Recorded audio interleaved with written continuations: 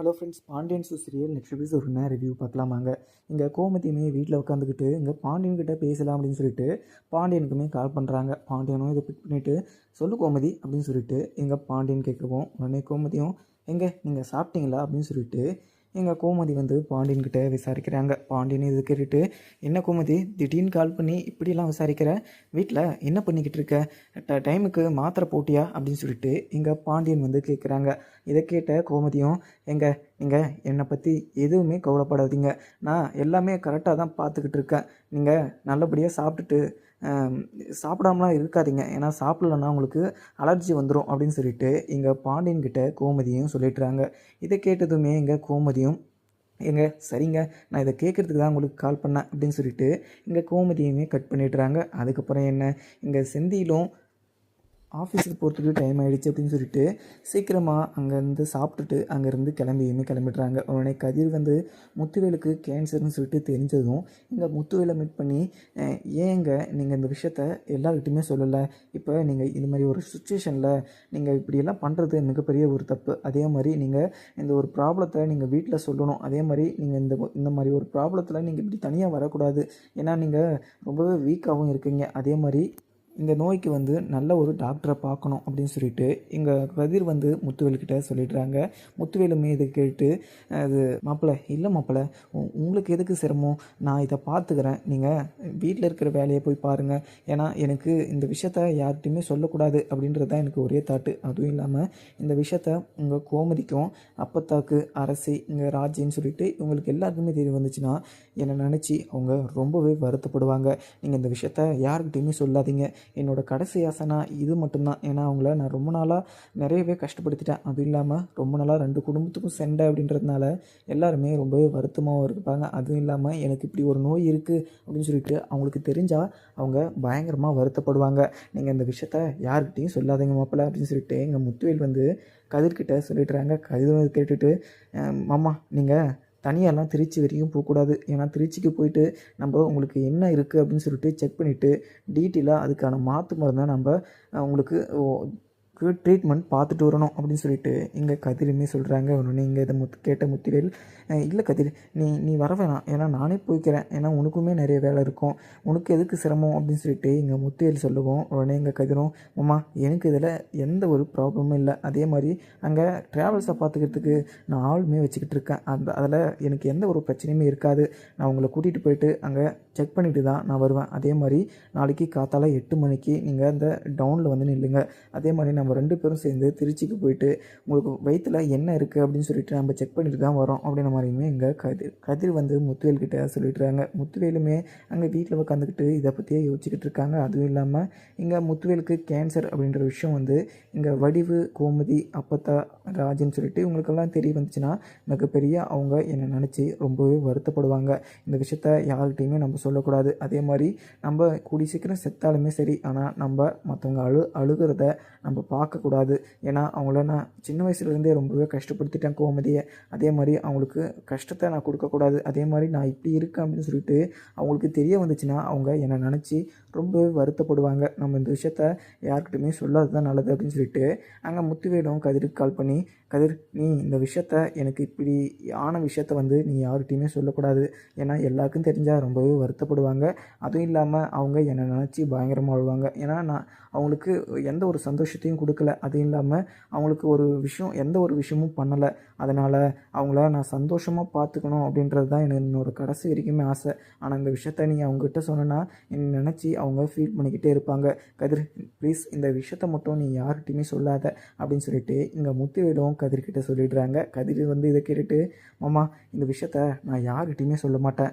ஏன்னா நீங்கள் இப்படி இருக்கீங்க அப்படின்னு சொல்லிட்டு எனக்கு இது தெரிஞ்சதுலேருந்து எனக்கு நெஞ்சு படபடன்னு இருக்குது, ஏன்னா உங்களுக்கு இப்படி ஒரு நிலைமை வந்துருச்சு அப்படின்னு சொல்லிட்டு எனக்கே ரொம்பவே கஷ்டமாக இருக்குது, அதுவும் இல்லாமல் இந்த ஒரு பிரச்சனையை நம்ம சரி பண்ணியே ஆகணும் அப்படின்னு சொல்லிட்டு இங்கே கதிர் வந்து முத்துவேல்கிட்ட சொல்லிடுறாங்க. முத்துவேலுமே இதை கேட்டுட்டு சரி மாப்பிள்ள, எனக்கு இங்கே வடிவு வேறு வரா, நீ நம்ம பேசிக்கிட்டு இருக்கிறத பார்த்தானா அவள் இதெல்லாம் நினச்சிப்பா, என்னை நினச்சி அவள் ரொம்பவே வருத்தப்படுவா அப்படின்னு சொல்லிட்டு இங்கே முத்துவேலும் ஃபோனை கட் பண்ணிடுறாங்க. உடனே கதிரும் மாமாவுக்கு இப்படி ஒரு நோய் வந்திருக்கா அப்படின்னு சொல்லிட்டு அவருக்கு ரொம்பவே பதட்டமாகவும் இருக்குது, அதுவும் இல்லாமல் அவருக்கு எப்படியாவது நம்ம ரிக்கவர் பண்ணிடணும், ஏன்னா அவருக்கு நிறைய கஷ்டங்கள் தான் வந்திருக்கு. அவரை நம்ம கடைசி காலத்தில் நல்லபடியாக அவரை காப்பாற்றி நம்ம நல்லபடியாக பார்த்துக்கணும் அப்படின்னு சொல்லிட்டு இங்கே கதிருமே யோசிச்சுக்கிட்டே படுத்துக்கிறாங்க. உடனே இங்கே ராஜியும் அங்கே உள்ளே வருவோம். என்ன கதிர், இன்னைக்கு ரொம்பவே மாதிரியாக இருக்க, என்ன ப்ராப்ளம், உனக்கு என்ன ஆச்சு அப்படின்னு சொல்லிட்டு இங்கே ராஜியுமே கதிர்கிட்ட விசாரிக்கவும் உடனே கதிரும் என்னென்னமோ சொல்லி அங்கே ராஜியை சமாதானமாக படுத்திடுறாங்க. அது ஒன்றும் இல்லை ராஜி, எனக்கு ரொம்பவே டயர்டாகவும் இருக்கா, அதனால தான் நாங்கள் உள்ளே வந்து பேசாமல் உக்காந்துட்டேன். எனக்கு இன்றைக்கி பசிக்கலை, ஏன்னா எனக்கு மயக்கம் வர மாதிரி இருக்குது, அதான் படுத்து கொஞ்சம் நேரம் ரெஸ்ட் எடுக்கலாம் அப்படின்னு சொல்லிட்டு வந்தேன் அப்படின்னு மாதிரியுமே கதிர் சொல்லிடுறாங்க. உடனே ராஜியுமே கேட்டுட்டு நான் முக்கால்வாசி எக்ஸாமுக்காக நான் எல்லாமே ப்ரிப்பேர் பண்ணிட்டேன். நான் கூடிய சீக்கிரத்தில் ஐபிஎஸ் ஆகி எங்கள் அப்பாவுக்கும் எங்கள் அம்மாவுக்கும் நல்ல ஒரு பேரை நான் காப்பாற்றி கொடுப்பேன். அதுவும் இல்லாமல் அவங்க 2 பேரும் கடைசி காலத்தில் ரொம்பவே சந்தோஷமாக இருக்கணும். ஏன்னா எங்கள் அப்பா வந்து என்னை ரொம்பவே பாசமாக வளர்த்தாரு. அதுவும் இல்லாமல் எங்கள் அப்பா வந்து தனக்குன்னு எதுவும் பண்ணாமல் எங்களுக்காக தான் இன்றைக்கி வரைக்குமே அவர் வாழ்ந்துக்கிட்டு இருக்காரு. அதுவும் இல்லாமல் நம்ம 2 குடும்பத்துக்கும் பிரச்சனை அப்படின்னாலுமே ஆனால் எங்கள் அப்பா என்கிட்ட பேசாமல் இருந்ததே கிடையாது. ஏன்னா அவர் என் மேலே அவ்வளோ பாசம் வச்சுக்கிட்டு இருக்காரு. இது இப்படியெல்லாம் அவர் பண்ணுற போது அவருக்காக நான் இந்த ஒரு விஷயத்த பண்ணியே ஆகுவேன். அதே மாதிரி நான் ஐபிஎஸ் ஆகி அவர் முன்னாடி போய் நின்று நான் அவருக்கு ஒரு மிகப்பெரிய ஒரு பெருமையை நான் தேடி தருவேன் அப்படின்னு சொல்லிட்டு ராஜியும் சொல்லிடுறாங்க. இதை கேட்ட கதிரும், ராஜி உன்னோட கான்ஃபிடென்ட்டுக்கு எனக்கு ரொம்பவே சந்தோஷமாக இருக்குது. அதே மாதிரி நீ நினச்ச மாதிரியே நீ ஐபிஎஸ் ஆகிடுவ. ஏன்னா நீ வச்சிருக்க நம்பிக்கையிலே நீ இப்போவே ஆயிட்ட. ஏன்னா நீ அந்தளவுக்கு நீ அதுக்காக ஹார்ட் ஒர்க் போட்டிருக்க. அதுவும் இல்லாமல் அதுக்காக நீ எவ்வளோ முயற்சி பண்ணியிருக்க. அதுவும் இல்லாமல் இப்போ கோச்சிங் கிளாஸும் சேர்ந்துருக்க. கண்டிப்பாக நீ ஐபிஎஸ் ஆகிடுவ அப்படின்னு சொல்லிட்டு இங்கே கதிருமே சொல்லிடுறாங்க. இதை கேட்ட இங்கே ராஜியும், கதிர் நீ என்னை பற்றி எந்த கவலையுமே படாத, அதுவும் இல்லாமல் மாமாவுக்கு நம்ம 10 லட்சம் வேறு கொடுக்கணும், அதை பற்றி நீ எதனா யார்கிட்டனே கேட்டியா அப்படின்னு சொல்லிட்டு இங்கே ராஜியும் சொல்கிறாங்க. உடனே இங்கே கதிரும், இல்லை ராஜி, அதுக்காக தான் நான் ரெடி பண்ணுறதுக்கு 4-5 பேர்கிட்ட சொல்லியிருக்கேன். கூடி சீக்கிரம் ரெடி ஆயிரும். நம்ம அந்த பணத்தை நம்ம அப்பா கிட்ட கொடுத்துடலாம். அதுவும் இல்லாமல் நம்ம கொடுக்கலாலுமே அப்பா வந்து இந்த பணத்தை கேட்க போகிறதில்ல. ஏன்னா அப்பா வந்து ஏதோ ஒரு கோவத்தில் நம்மக்கிட்ட அந்த பணத்தை கேட்டுட்டாரு. நம்ம இந்த பணத்தை கொடுத்துடலாம். என்ன 1 மாதம் இல்லை 2 மாதம் டிலே ஆகி கொடுக்க முடியும், பரவாயில்ல, நான் அப்பா கிட்ட பேசிக்கிறேன் அப்படின்னு சொல்லிட்டு இங்கே கதிருமே சொல்லுவோம். உடனே ராஜியும், இந்த விஷயத்தில் நீங்கள் இப்படியெல்லாம் பண்ணாதீங்க. எங்கள் அப்பா அன்றைக்கே 10 லட்சம் கொடுத்தாரு. அந்த பணத்தை வாங்கி நீங்கள் மாமா கிட்டே கொடுக்க வேண்டியது தானே. அப்பா எதுவுமே நினச்சி மாட்டாதுங்க. ஏன்னா அப்பா வந்து நான் சந்தோஷமாக இருந்தால் அதுவே போதும் அப்படின்னு சொல்லிட்டு நினைக்கிற ஒரு பர்சன். ஏன்னா அவர் மேலே நான் மிகப்பெரிய ஒரு மரியாதையும் வச்சுருக்கேன். அதே மாதிரி அவர் அளவுக்கு மீறி என் மேலே ஒரு பாசமும் வச்சுக்கிட்டு இருக்காரு. அவர் கொடுக்கும்போது நீங்கள் அந்த பணத்தை வாங்கிக்க வேண்டியது தானே அப்படின்னு சொல்லிட்டு இங்கே ராஜியுமே சொல்கிறாங்க. உடனே எங்கள் கதிரும், ராஜி அந்த பணம் எனக்கு வேணாம். ஏன்னா யார் கொடுத்தும் நான் அந்த பணத்தை அப்பா கிட்ட கொடுக்கக்கூடாது. என் காசை, என் சொந்த காசை நான் உழைச்சி எங்கள் அப்பா கிட்ட கொடுக்கணும். எனக்கு அதுதான் சந்தோஷம், எனக்கு அதுதான் பெருமை அப்படின்னு சொல்லிட்டு எங்கள் கதிருமே சொல்லிடுறாங்க. அதுக்கப்புறம் என்ன, எங்கள் கதிரும் இங்கே முத்துவேலை பற்றியே யோசிச்சுக்கிட்டு இருக்காங்க. அதுக்கப்புறம் இங்கே பாண்டியனும் வீட்டுக்கு வந்துடுறாங்க. இங்கே சமைச்சு வச்சுக்கிட்டு இருந்த கோமதியும் அங்கே பாண்டியன் வந்ததும் பேகெல்லாம் வாங்கி வச்சுட்டு வாங்குங்க சாப்பிடுவீங்க அப்படின்னு சொல்லிட்டு கூட்டிகிட்டு வந்து உட்கார வைக்கிறாங்க. நீங்கள் என்னோடய கையிலேருந்து சமைச்சி நீங்கள் சாப்பிட்டு எவ்வளோ நாளாச்சு, நீங்கள் ஹோட்டல் சாப்பிட்டு இப்போ பாருங்க உடம்பு எவ்வளோ இழைச்சிருக்கு அப்படின்னு சொல்லிட்டு அங்கே பாண்டியன்கிட்ட கோமதியும் சொல்லிவிட்டு அங்கே சப்பாத்தியுமே சுட்டு வச்சுருக்காங்க. சப்பாத்தி கொடுத்துட்டு, இதை வைங்க, உங்களுக்காக நான் முட்டை பொரியல் பண்ணியிருக்கேன், அதை நான் எடுத்துகிட்டு வரேன், உங்களுக்கு ரொம்பவே பிடிக்கும். ஏன்னா நான் அதுக்கு முன்னே இந்த ஒரு முட்டை பொரியல் சூப்பராக இருக்குது அப்படின்னு சொல்லிட்டு சொன்னீங்களா, அதே ஒரு டேஸ்ட்டில் அதே மாதிரி நான் உங்களுக்கு சமைச்சு வச்சுருக்கேன், நீங்கள் அதை தான் சாப்பிடணும் அப்படின்னு சொல்லிட்டு இங்கே கோமதியும் எடுத்துகிட்டு வந்து அங்கே பாண்டியன்கிட்ட வச்சிடுறாங்க. உடனே இங்கே அப்பத்தாவும், கோமதி ஒரே நாளில் இப்படி மாறுவீங்க அப்படின்னு சொல்லிட்டு நான் நினச்சி பார்க்கல, மாப்பிள்ளை உன் மேலே கோவப்படுறேன்னு சொல்லிட்டு மாப்பிள்ளையே நான் என்னமோ நினச்சிட்டேன். ஆனால் மாப்பிள்ளை உன் மேலே ரொம்பவே அக்கறை வச்சுக்கிட்டு இருக்காரு. அதுவும் இல்லாமல் நீயும் அவர் மேலே ரொம்பவே பாசம் இருக்க. உங்கள் ரெண்டு பேரும் இடையிலையுமே நிறைய பிரச்சனை வந்தாலையும், எவ்வளோ பெரிய பிரச்சனை வந்தாலையும் ஒரே நாளில் சரியாயிடும் அப்படின்றத உங்களை பார்க்குற போது எனக்கு ரொம்பவே சந்தோஷமாக இருக்குது. அதுவும் இல்லாமல் நம்ம 2 குடும்பத்துக்கும் 5 வருஷப்பாக இல்லை 50 வருஷப்பாக அப்படின்னு சொல்லிட்டு பேசிக்கிட்டு இருக்காங்க. ஆனால் சொல்லப்போனால் அதெல்லாம் ஒரு பகையே இல்லை, அதெல்லாம் ஒரு விஷயமே இல்லை. அந்த ஒரு விஷயம் எல்லாத்துக்கு என்னோடய பசங்க இப்படியெல்லாம் சண்டை போடுவாங்க அப்படின்னு சொல்லிட்டு நினைக்கிற போது கஷ்டமாக இருக்குது. ஆனால் இந்த வீட்டில் வந்ததுலேருந்தே யாருமே ரொம்பவே சந்தோஷமாக இல்லை அப்படின்னு சொல்லிட்டு நான் ரொம்பவே வருத்தப்பட்டுக்கிட்டு இருந்தேன். ஆனால் இப்போ நீங்கள் 2 பேரும் பேசிக்கிட்டு சந்தோஷமாக இருக்கிறத பார்த்தா இப்போ தான் எனக்கு மன நிம்மதியாகவும் இருக்குது அப்படின்னு சொல்லிட்டு எங்கள் அப்பத்தாவும் சொல்லிட்டுறாங்க. இதை கேட்ட கோமதியும், அம்மா நீங்கள் எதுக்குமே கவலைப்படாதீங்க, உன்னோட பையன் அந்த வீட்டை விட்டு துரத்தி அமிச்சாங்க, அதே மாதிரி நீங்கள் இந்த வீட்டிலேயே கடைசி வரைக்கும் சந்தோஷமாக இருக்கணும். அது இல்லாமல் நான் இந்த வீட்டில் இருக்கிற போது எங்கள் அம்மா என் கூட இருந்தால் எவ்வளோ சந்தோஷமாக இருக்கும் அப்படின்ற மாதிரிலாம் நான் நினச்சிருக்கேன். ஆனால் இவ்வளோ கூடிய சீக்கிரம் நீங்கள் எங்கள் வீட்டுக்கு வந்து எங்கள் கூட இருப்பீங்க அப்படின்னு சொல்லிட்டுலாம் நான் நினச்சி பார்க்கல. நீங்கள் இங்கே இருக்கிறது எனக்கு ரொம்பவே சந்தோஷமாக, எனக்கு பக்கத்துணையாக, எனக்கு ஒரு பேச்சு துணையாக, எனக்கு நீங்கள் இங்கே இருக்கிறது எனக்கு ரொம்பவே சந்தோஷமாம்மா. ஆனால் நீங்கள் கடைசி வரைக்கும் நீங்கள் இங்கே தான் இருக்கணும் அப்படின்னு சொல்லிட்டு இங்கே கோமதியும் சொல்லிட்டுறாங்க. அதுக்கப்புறம் என்ன, இங்கே சரவணனும் இங்கே தங்கமயிலை பார்த்து பேசிட்டு வந்திருப்பார். தங்கமயில் கிட்ட, என்ன என்கிட்ட என்னை பார்த்துட்டு கண்டுக்காமல் கூட போகிற, நீ சொன்னது அத்தனையும் பொய்ன்னு சொல்லிட்டு எனக்கு நல்லாவே தெரியும். அந்த வீட்டுக்குள்ளே எதனா ஒரு பொய்யை சொல்லி நீ வீட்டுக்குள்ளே வந்துடலான்னு மட்டும் நினச்சிக்காத. ஏன்னா நீ பண்ண தப்பும் நீ பண்ண துரோகத்தையும் நான் என்றைக்குமே மன்னிக்க போகிறதில்ல. ஏன்னா நீ அவ்வளோ பெரிய துரோகத்தை பண்ணிவிட்டு மறுபடியும் அந்த வீட்டுக்குள்ளே வந்தாலுமே நீ என் மனசுலேருந்து அப்போவே நான் உன்னை எடுத்து தூக்கி எறிஞ்சிட்டேன். ஏன்னா நீ அப்படி ஒரு துரோகத்தை எனக்கு பண்ணியிருக்க. ஏன்னா நான் உன்னை என்ன குறை வச்சேன் உனக்கு, நான் உன்னை சந்தோஷமாக தானே பார்த்துக்கிட்டேன். அதுவும் இல்லாமல் உனக்கு என்ன வேணுமோ அப்படின்னு சொல்லிட்டு நான் பார்த்து பண்ணேன். ஆனால் நீ கர்ப்பமாக இருக்க அப்படின்னு சொல்லிட்டு நான் தெரிஞ்சு நான் எவ்வளோ சந்தோஷப்பட்டேன் தெரியுமா. ஆனால் நீ அதெல்லாம் ஒரு பொறுப்பாக நினச்சிக்காம என் மேலே நீ ஒரு அக்கறை இல்லாமல் நீ இப்படி ஒரு பொய்யை சொல்லியிருக்கக்கூடாது. அதுவும் இல்லாமல் உங்கள் அப்பாவும் உங்கள் அம்மாவும் எவ்வளவோ பொய் சொல்லி மறைச்சிருக்கலாம் அந்த கல்யாணத்தில். ஆனால் நீ என்கிட்ட உண்மையாக இருந்திருக்கணுமா இல்லையா. உங்கள் அப்பாவும் உங்கள் அம்மாவும் இப்படி ஒரு பொய் சொல்லியிருக்காங்க அப்படின்னு சொல்லிட்டு நீ என்கிட்ட சொல்லியிருக்கணுமா இல்லையா. எனக்கு இதெல்லாம் ஒரு பிரச்சனையே இல்லை. உன் வயசு விஷயம், படிப்பு விஷயம், வேலை விஷயம்னு சொல்லிட்டு இதெல்லாம் எனக்கு எந்த ஒரு விஷயமும் இல்லை. இதில் நான் உன் மேலே கோவப்படுறதுக்கு காரணமே நீ என்கிட்ட வந்து பொய் சொல்லிட்ட. நீ கர்ப்பமாக இருக்க அப்படின்ற ஒரு சித்த என்கிட்ட நீ பொய் சொல்லியிருக்கக்கூடாது. அதே மாதிரி எனக்கு எவ்வளோ பெரிய கஷ்டமாக இருந்துச்சு தெரியுமா. ஏன்னா நான் வந்து உங்ககிட்ட என்றைக்குமே பொய் சொன்னது கிடையாது. ஆனால் நீ என்கிட்ட வந்து நீ அப்படி ஒரு பொய்யை சொன்னனா அதுக்கு நான் எப்படி நான் இதில் ரியாக்ஷன் பண்ணுறேன்னு தெரியல. அதுவும் இல்லாமல் இங்கே பழனிவேல் மாமா என்கிட்ட பேசிக்கிட்டு இருக்காரு. என்னை கண்டுக்காமல் நீ அவர்கிட்ட நல்லா இருக்கீங்களா அப்படின்னு சொல்லிட்டு விசாரிச்சுட்டு போகிற. ஆனால் நான் தான் சொல்ல போனால் உன் மேலே கோவமாக இருக்கணும். ஆனால் பட் நீ வந்து என் மேலே கோவப்படுறதெல்லாம் பார்த்தா உன்னை என்ன பண்ணுன்னு சொல்லிட்டு எனக்கு தெரியல. ஆனால் நீ என்கிட்ட பேசாமல் கூட இரு. ஆனால் நீ கருப்பமாக இருக்க அப்படின்னு சொல்லிட்டு கோயிலில் வச்சு சொன்னதை இப்போ கூட நான் சொல்லுவேன். நீ ஃப்ராடு நடிக்கிற, அதே மாதிரி அந்த வீட்டுக்கு வரணும் அப்படின்றதுனால நீ இப்படியெல்லாம் நடிக்கிறேன்னு சொல்லிட்டு எனக்கு நல்லாவே தெரியும் அப்படின்ற மாதிரியுமே எங்கள் சரவணன்னு சொல்லிட்டுறாங்க. உடனே இதை கேட்ட இங்கே தங்கமயிலுமே, நான் உங்ககிட்ட நடிக்கணும் அப்படின்றதெல்லாம் எனக்கு அவசியமே கிடையாது. நான் முன்னாடி வந்து நான் கர்ப்பமாக இருக்கேன் அப்படின்னு சொன்ன விஷயமும் உண்மை தான். இப்போயும் நான் கர்ப்பமாக இருக்கேன் அப்படின்னு சொல்லிட்டு சொன்னதும் உண்மை தான். என்ன ஒன்று, முன்னாடி வந்து நான் கர்ப்பமாக இருக்கிறது அந்த கிட்டு வந்து ஏதோ ஃபேக்காக காமிச்சிடுச்சு. ஆனால் இப்போ நான் உண்மையாகவே ப்ரெக்னெண்ட்டாக இருக்கேன். அதே மாதிரி நான் மறுபடியும் இந்த ஒரு விஷயத்தை வச்சு நான் அந்த வீட்டுக்குள்ளே வரணும்னு சொல்லிட்டு ஒரு நாள் கூட இல்லை ஒரு நிமிஷம் கூட நான் நினச்சது கூட இல்லை. ஏன்னா இந்த விஷயத்த நீங்கள் கேட்டிங்கன்னா ரொம்பவே சந்தோஷப்படுவீங்க அப்படின்னு சொல்லிட்டு தான் நாங்கள் கோயிலில் மீட் பண்ணி இந்த விஷயத்தவே சொன்னேன். ஆனால் நீங்கள் என்னோடய மனசை புரிஞ்சிக்காமல் என்னோட ஃபீலிங்கை புரிஞ்சிக்காமல் நீங்கள் அந்த குழந்தைக்கு நான் காரணமாக இருக்க மாட்டேன் அப்படின்னு சொல்லிட்டு சொன்ன விஷயம் இப்போ கூட என் நெஞ்சில் குத்தி கிழிச்சிக்கிட்டு இருக்கு. நீங்கள் பண்ண விஷயம் எல்லாமே கரெக்டுன்னு கூட வச்சுக்கோங்க.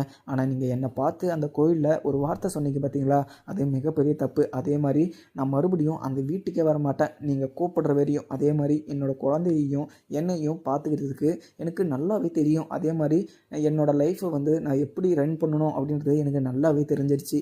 இதுக்கு மேலே நான் யார் கையுமே எதிர்பார்க்க மாட்டேன். ஏன்னா எங்கள் அம்மாவும் எங்கள் அப்பாவும் நீங்களும் இல்லை அத்தையும் மாமாவும் யாருமே என்ன புரிஞ்சுக்கல. அதே மாதிரி யாருமே புரிஞ்சுக்கலன்னா என்ன நான் புரிஞ்சுக்கிட்டேன். அதே மாதிரி யார்கிட்டையுமே கெஞ்சி கூத்தாடி நான் அந்த வீட்டுக்குள்ளே வரணும் அப்படின்ற விஷயத்த வந்து நான் அப்போவே தூக்கி போட்டுட்டேன்.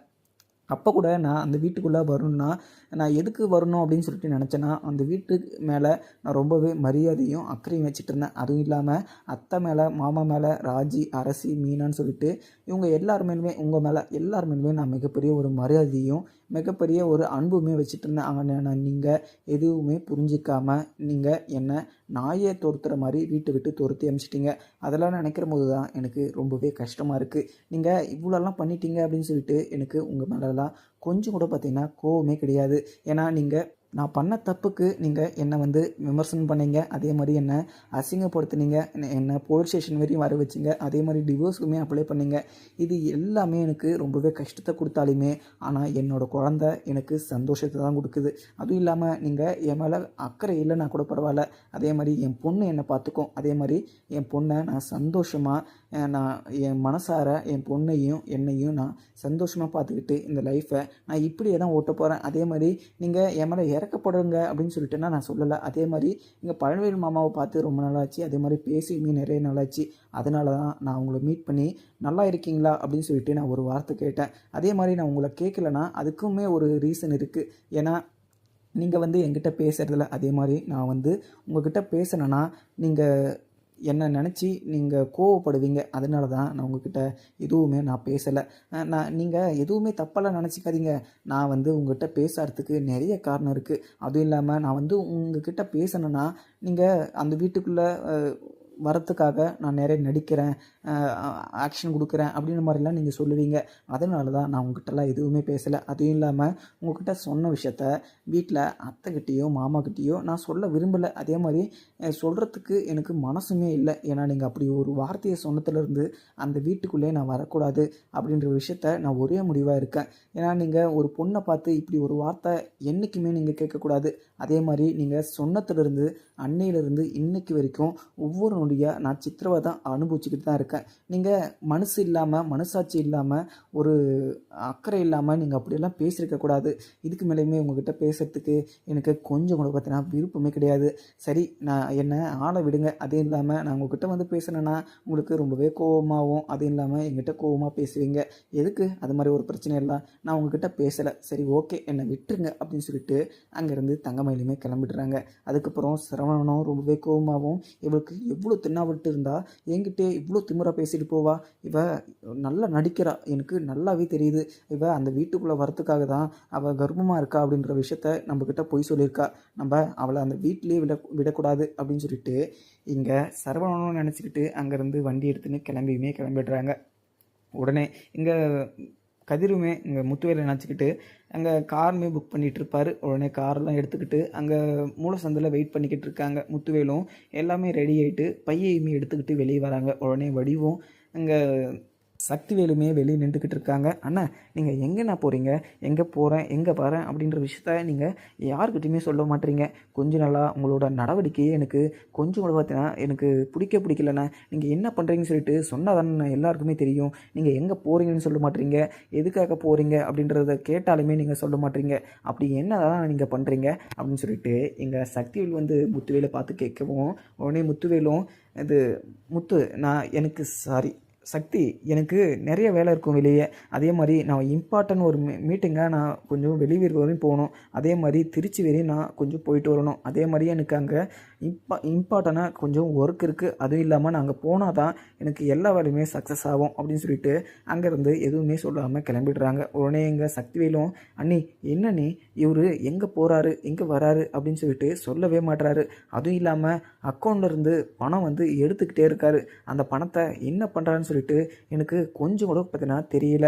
ஏன்னா அவர் அப்போல்லாம் ஒரு 10 பைசா எடுத்தால் கூட அவர் கணக்கு எழுத்திட்டு தான் எடுப்பார். ஆனால் இப்போ பணம் வந்து எடுத்துக்கிட்டே இருக்காரு. ஆனால் அவர் என்ன பண்ணுறாரு எங்கே போகிறாரு எங்கே வராருன்னு சொல்லிட்டு ஒரு விஷயமும் சொல்கிறதில்ல. அதுவும் இல்லாமல் அவர் என்ன பண்ணுறான்னு சொல்லிட்டு நீங்களாவது கேட்க வேண்டியது அண்ணி அப்படின்னு சொல்லிட்டு அங்கே வடிவுக்கிட்ட சக்திவேலுமே கேட்குறாங்க. சக்திவேல் கேட்டதும் வடிவும், ஏன் தம்பி எனக்குமே அவர் எதுவுமே சொல்லலை, நானுமே நிறைய டைம் கேட்டுட்டேன். அவர் 2-3 நாளாக அவரோட நடவடிக்கையும் அவரோட பாடி லாங்குவேஜையுமே எனக்கே ஒரு மாதிரியாக தான் இருக்குது. நான் போய் கேட்டதுக்கு எந்த ஒரு ப்ராப்ளமும் இல்லை, எனக்கு ரொம்பவே தலைவலிக்குது அப்படின்னு மட்டும் தான் சொல்கிறாரு. ஆனால் வேறு எந்த ஒரு ரீசனுமே அவர் என்கிட்ட சொல்ல மாட்டுறாரு.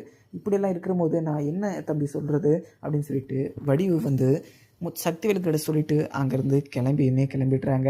அதுக்கப்புறம் என்ன இங்கே முத்துவேலும் பையெல்லாம் எடுத்துக்கிட்டு கதிர்கிட்டையுமே போயிடுறாங்க. உடனே எங்கள் கதிரும், ஆமாம் நீங்கள் எல்லாமே எடுத்துக்கிட்டிங்களா, அதே மாதிரி நீங்கள் சாப்பிடாமல் வரணும், ஏன்னா உங்களுக்கு ப்ளட் டெஸ்ட்லாம் எடுக்கிறாங்க, அதனால் நீங்கள் அங்கே சாப்பிடாமல் போய் அங்கே ப்ளட் டெஸ்ட் வந்து கொடுத்தா தான் அவங்க கரெக்டான ரிப்போர்ட் வரும் அப்படின்ற மாதிரியுமே டாக்டர் சொல்லியிருக்காங்க. நம்ம திருச்சி போகிறதுக்கு எப்படியும் டைம் ஆகும். அதே மாதிரி நீங்கள் காஃபி இது குடிக்கிறதுனா சொல்லுங்கள், நான் போகிற வழியில் நிறுத்துகிறேன் அப்படின்னு சொல்லிட்டு எங்கள் கதிரும் அங்கே முத்துவேலை வந்து கார்லேயுமே ஏற்றிட்டு போகிறாரு. அதுக்கப்புறம் போகும்போது இங்கே முத்துவேலும் அது தம்பி நீ நான் எனக்கு இப்படி ஒரு குறை இருக்கிறத இப்படி ஒரு நோய் இருக்கிறத நீ யார்கிட்டையுமே சொல்லலைல்ல. ஏன்னா ராஜுக்கு இந்த விஷயம் தெரிய வந்துச்சுன்னா அவள் ரொம்பவே கஷ்டப்படுவா. ஏன்னா அவளுக்காக நான் எதுவுமே பண்ணது கிடையாது. அதுவும் இல்லாமல் அவளுக்கு மிகப்பெரிய ஒரு கஷ்டத்தை தான் கொடுத்துருக்கேன். அவளுக்காக நான் எந்த ஒரு விஷயமும் பண்ணதில்லை. அவள் சந்தோஷமாக இருக்கணும் அப்படின்ற ஒரு தாட் மட்டும் தான் எனக்கு மனசுக்குள்ளே ஓடிக்கிட்டு இருக்கு. ஏன்னா அவளுக்காக நான் எதனா பண்ணணும் அப்படின்றது எனக்கு ஆசை தான். ஆனால் அதுக்குள்ளே இப்படி ஒரு ப்ராப்ளம் வந்து என்னோடய உடம்புல இப்படி கேன்சர் இருக்கும் அப்படின்னு சொல்லிட்டு நான் நினச்சி கூட பார்க்கல. ஏன்னா ஒரு 2-3 நாளாக எனக்கு வயிறு வந்து பயங்கரமாக வலிக்குது அப்படின்றதுனால நான் டாக்டர்கிட்ட செக் பண்ண போனேன். ஆனால் அந்த டாக்டர் வந்து இப்படி லிவர் கேன்சர் இருக்குது அப்படின்னு சொல்லிட்டு சொன்னதும் எனக்கு ரொம்பவே அதிர்ச்சியாகவும் ரொம்பவே பதட்டமாகவும் இருந்துச்சு. அதனால தான் இந்த விஷயத்த யார்கிட்டையுமே சொல்லாமல் நான் மறைச்சி வச்சுக்கிட்டு இருக்கேன். அதுவும் இல்லாமல் இந்த விஷயம் எல்லாருக்குமே தெரிய வந்துச்சுன்னா எல்லாருமே ரொம்பவே வருத்தப்படுவாங்க. தம்பி இந்த விஷயத்த யார்கிட்டையுமே சொல்லாத அப்படின்னு சொல்லிட்டு இங்கே முத்துவேலுமே சொல்லிடுறாங்க. இதை கேட்ட கதிரும், மாமா இந்த விஷயத்த நான் யார்கிட்டையுமே சொல்ல மாட்டேன். அதுவும் இல்லாமல் இந்த விஷயத்த நீங்கள் யார்கிட்டையுமே சொல்ல வேணாம் அப்படின்றது மாதிரி சக்தி வாங்கியிருக்கீங்க. அதனால் நான் இந்த விஷயத்த யார்கிட்டையுமே சொல்ல மாட்டேன். அதுவும் இல்லாமல் உங்கள் உடம்புல இருக்கிற இந்த ஒரு கேன்சர் வந்து நம்ம கூடிய சீக்கிரம் நம்ம ரிக்கவர் பண்ணணும். அது இல்லாமல் இது கன்ஃபார்ம் பண்ணுறதுக்கு நம்ம திருச்சி போனால் தான் நம்மளுக்கு தெரியும். அதே மாதிரி இது கன்ஃபார்ம் ஆகக்கூடாது அப்படின்றதுனால நம்ம அங்கே செக் பண்ணிவிட்டு 1 நாளோ இல்லை 2 நாளோ நம்ம நின்று உங்களோட உடம்பை டீட்டெயிலாக செக் பண்ணிட்டு தான் வரணும் அப்படின்னு சொல்லிட்டு இங்கே கதிருமே சொல்லிடுறாங்க. அதுக்கப்புறம் என்ன, இங்கே ராஜியும் கதிர் வந்து எங்கே போயிருக்காங்கன்னு சொல்லிட்டு தெரியாமல் கதிருக்குமே கால் பண்ணுறாங்க. உடனே கதிர் எங்கே இருக்க கதிர், எங்கே போயிருக்க அப்படின்னு சொல்லிட்டு இங்கே ராஜியுமே கேட்கவும், உடனே இங்கே ராஜிக்கிட்ட கதிரும், அது ராஜி எனக்கு திருச்சி வரையும் ஒரு டிரைவிங் இருக்குது, நான் அதனால் அங்கே வந்துட்டுருக்கேன். ஏன்னா இங்கே நான் வச்சுருக்க ஸ்டாஃபெல்லாம் யாருமே வேணாம் அப்படின்ற மாதிரி சொல்லிட்டாங்க. என்ன தான் வர சொல்லியிருக்காங்க. ஏன்னா அவங்களுக்கு யார் வந்தாலுமே பிடிக்காது, நான் போனால் மட்டும்தான் பிடிக்கும். அதுவும் இல்லாமல் ஒரு பேஷண்ட்டை நான் அங்கே திருச்சி ஹாஸ்பிட்டல் வரையும் கொண்டு போகணும். அதனால தான் நான் போயிருக்கேன் கதிர். நான் 1 டேயில் வந்துடுவேன். நீ எதுக்குமே கவலைப்படாத. நீ வேணா ட்ராவல்ஸில் போய்ட்டு உக்காந்து நீ ப்ரிப்பேர் பண்ணுறதுனா பண்ணு அப்படின்ற மாதிரியுமே சொல்லிவிட்டு கதிருமே கட் பண்ணிடுறாங்க. அதுக்கப்புறம் மீனாவும் ஆஃபீஸ் முடிஞ்சு இங்கே வீட்டுக்குமே வராங்க. நம்ம போய் அத்தையை பார்த்துட்டு வரலாமா அப்படின்னு சொல்லிட்டு இங்கே மீனாவும் யோசிச்சுக்கிட்டு அங்கே நம்ம அத்தையை பார்த்துட்டு வந்துடலாம் அப்படின்னு சொல்லிட்டு அங்கே அவுட் ஹவுஸில் வந்து பேக்கை வச்சுட்டு கோமதி வீட்டுக்குமே போயிடுறாங்க. உடனே கோமதி வந்து சமைச்சிக்கிட்டு இருக்காங்க. உடனே பாண்டியன் வந்து கடைக்கு போகிறதுக்காக ரெடி ஆகிட்டு இருக்காங்க. அப்பத்தாவும் அரசியும் வெளியே உட்காந்து பூவுமே கட்டிக்கிட்டு இருக்காங்க. மீனா உள்ளே போனதோ, என்ன அரசி, என்ன இன்றைக்கி திடீர்னு பூவெல்லாம் கட்டிக்கிட்டு இருக்கீங்க, என்ன இன்றைக்கி ஃபங்க்ஷனா அப்படின்னு சொல்லிட்டு இங்கே மீனாவும் அரசிக்கிட்ட கேட்கவும், அரசியும் இல்லை நீ இங்கே அப்பா அங்கே வர வழியில் பூவை பார்த்துருக்காங்க, அதனால் அம்மாவுக்கு ஆசையாக வாங்கிட்டு வந்திருக்காங்க. வேறு எந்த ஒரு இது இல்லை, ஃபங்க்ஷனெல்லாம் இல்லை நீ, ஏன்னா பூ வைக்கணும்னா ஃபங்க்ஷன் இருந்தால் தான் வைக்கணுமா என்ன அப்படின்னு சொல்லிட்டு இங்கே மீனா கிட்ட அரசியும் சொல்லிட்டுறாங்க. அதுக்கப்புறம் கோமதியும் இங்கே பாண்டியனுக்கு வந்து காஃபியுமே போட்டுட்டு வந்து கொடுத்து விட்றாங்க. அதுக்கப்புறம் அத்தை என்ன அத்தை, இப்போ தான் நீங்கள் உடம்பு சரியாகி 1 நாள் கூட ஆகலை, நீங்கள் மறுபடியும் கிச்சனுக்கு போயிட்டீங்களா, நீங்கள் வேலையெல்லாம் செய்யுதுங்க இது அத்தை, நீங்கள் 1 மந்த் வந்து ரெஸ்ட் எடுங்க, அப்போ தான் உங்கள் பாடி வந்து ஒரு டெம்பரவரியாக நல்லா இருக்கும். நீங்கள் இப்போ தான் உடம்பு சரியில்லாமல் ஹாஸ்பிட்டல் போய் இப்போ தான் நீங்கள் வீட்டுக்கே வந்திருக்கீங்க. உங்களுக்கு மறுபடியும் நீங்கள் இப்படியே வேலை செஞ்சுட்டு இருந்தீங்கன்னா உங்கள் உடம்பே டயர்ட் ஆகிடும். அதுவும் இல்லாமல் உங்கள் உடம்பு பாருங்கள் எவ்வளோ இழைச்சி போச்சுன்னு சொல்லிட்டு நீங்கள் எந்த வேலையுமே செய்யாதீங்க அத்தை, நான் உங்களுக்கு வேலை செய்ய முடியலனா சொல்லுங்கள், நான் வந்து இங்கே ஒன் மந்த் வந்து ஸ்டே பண்ணி உங்களுக்கு என்னென்ன வேணுமோ நான் சமைச்சு போடுறேன் அப்படின்னு சொல்லிட்டு இங்கே மீனாவுமே சொல்கிறாங்க. உடனே இங்கே கோமதியும், மீனா எனக்கு வேலை செய்யாமல் இருந்தால் எனக்கு சுத்தமாக ஒரு நாள் ஃபுல்லாக எப்படி போகுதுன்னே தெரியாது, எனக்கு வேலை செஞ்சால் தான் எனக்கு நிம்மதியாகவும் இருக்கும். அதுவும் இல்லாமல் அவர் நான் சமைக்கிற சாப்பாடை தான் நல்லா சாப்பிடுவார். அதுவும் இல்லாமல் அவர் என் மேலே ரொம்பவே பாசம் வச்சுக்கிட்டு இருக்காரு. அதுவும் இல்லாமல் அவர் என்கிட்ட ரொம்ப நல்லா பேசாமல் இருந்தார். அவர் வந்து என் மேலே கோவமாக இருந்ததுக்கு ஒரு ரீசனுமே இருக்குது. ஏன்னா அவர் வந்து என் மேலே ரொம்பவே பாசம் வச்சுட்டு இருந்தார். அதுவும் இல்லாமல் அவர்கிட்ட நான் ஒரு உண்மையை மறைச்சிட்டேன். அதனால தான் என் மேலே அவர் ரொம்பவே கோவமாக இருந்தார். இப்போ அந்த ஒரு பிரச்சனை எல்லாமே சரியாயிடுச்சு. இதுக்கு மேலே எந்த ஒரு பிரச்சனையுமே இருக்காது. நம்ம எந்த வேலை செய்யாமல் இருந்தால் தான் நம்ம உடம்புக்கு எதுனா ஒரு ப்ராப்ளம் வரும். நம்ம வேலை செஞ்சுக்கிட்டே இருந்தால் எந்த ஒரு ப்ராப்ளமும் வராது அப்படின்ற மாதிரியுமே இங்கே கோமதி சொல்லிட்டுறாங்க. அதுக்கப்புறம் என்ன மீனாவும் கேட்டுட்டு, அத்தை நீங்கள் என்ன பண்ணுறீங்களோ அது எனக்கு எல்லாமே ஓகே தான். ஏன்னா நீங்கள் வேலை செய்ய வேணாம் அப்படின்னு சொல்லிட்டு சொன்னாலுமே நீங்கள் அதுக்குமே எதனா சொல்லுவீங்க. நான் எதுவுமே சொல்லலப்பா. நீங்கள் என்ன வேணாலும் செய்யுங்க அத்தை. அத்தை இன்னைக்கு என்ன சமையல்? உங்கள் கையெல்லாம் சாப்பிட்டு ரொம்ப நல்லாச்சு. நீங்கள் எல்லார் மேலுமே கோவப்பட்டு நீங்கள் வீட்டை விட்டு போனீங்க. அதுக்கப்புறம் மாமா வந்து உங்களை சமாளித்து வீட்டுக்குமே கூட்டிகிட்டு வந்துட்டாங்க. ஆனால் நாங்கள்லாம் வந்துட்டு இருந்தீங்கன்னா நீங்களாம் வந்திருப்பீங்களா? எங்களெல்லாம் மறந்து இந்த வீட்டை விட்டு போகணுன்னு சொல்லிட்டு நீங்கள் முடிவெடுத்தீங்க. ஆனால் நீங்கள் எங்களை ஒரு நிமிஷமாவது நீங்கள் யோசிச்சு பார்த்தீங்களா? நீங்கள் இந்த வீட்டை விட்டு போனதும் எனக்கு ரொம்பவே கஷ்டமாக இருந்துச்சு. அத்தை வீட்டுக்கு வருவாங்களா அப்படின்னு சொல்லிட்டு எனக்கு ரொம்பவே பயமாகவும் இருந்துச்சு அப்படின்னு சொல்லிட்டு இங்கே மீனாவும் கோமதி கிட்ட சொல்லிட்டுறாங்க. கோமதி கேட்டு, மீனா அதெல்லாம் விட்டு தள்ளு மீனா. ஏதோ என்னோடய மைண்டு வந்து அப்படி அந்த ஒரு சுச்சுவேஷனில் தோணுச்சு. அதனால் நான் வீட்டை விட்டு கிளம்பல. அதான் உங்கள் மாமா என்ன சமாளித்து வீட்டுக்கு கொடுத்துட்டு வந்துட்டார்ல, இதுக்கு மேலே எந்த ஒரு பிரச்சனையுமே இருக்காது அப்படின்னு சொல்லிட்டு எங்கள் கோமதியும் சொல்லிட்டுறாங்க. அதுக்கப்புறம் பார்க்கலாமாங்க. வீடியோ பிடிச்சதை லைக் பண்ணுங்கள். Thank you friends.